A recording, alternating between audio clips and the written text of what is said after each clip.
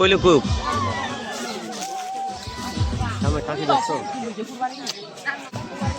আমরা আসছি একটা চাকমা বিয়েতে, আমাদের বড়দম এলাকায় একটা চাকমা বিয়ে হচ্ছে, সেখানে নিমন্ত্রণ পাইছি, আমরা এখানে আসছি নিমন্ত্রণে। তো এখন বউকে নিয়ে যাবে, তো সেই কিছু দৃশ্য তুলে ধরার চেষ্টা করলাম, দেখতে থাকুন।